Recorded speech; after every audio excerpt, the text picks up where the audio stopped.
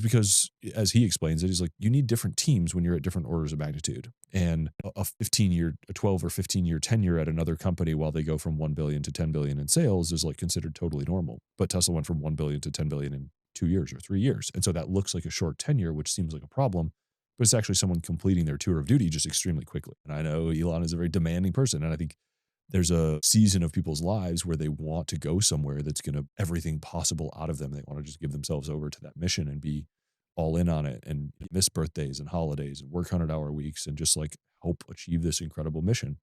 But very few people can do that for 20 years or their full career, and that's okay. I think going back to how you started, that Elon as a symbol to inspire the next generation is probably more important idea to propagate, but it as a symbol to represent how to build the future.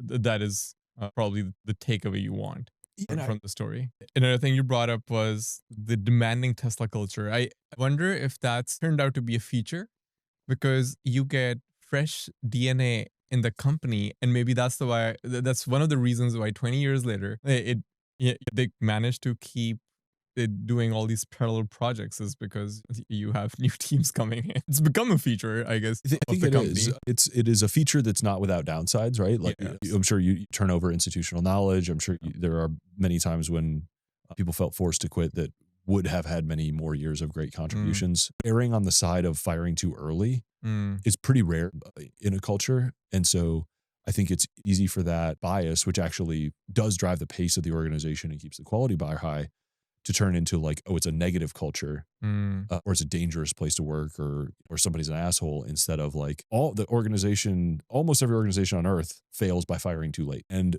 that is somehow just way more accepted, like the social cost of that to the rest of the team or to the mm, customers or anything else. And that I think it's just a different thing. It's empathy at the level of the mission, not the level of the individual, which as humans, I think we have a little bit of a visceral reaction to. But when you see it in black and white, and when you consider the culture and the product and the organization that's downstream of that, you're like, oh, this is a different set of trade-offs. But as a customer and investor, like, thank God that is how they run that company, because mm. it's how they've managed to do things that people considered impossible.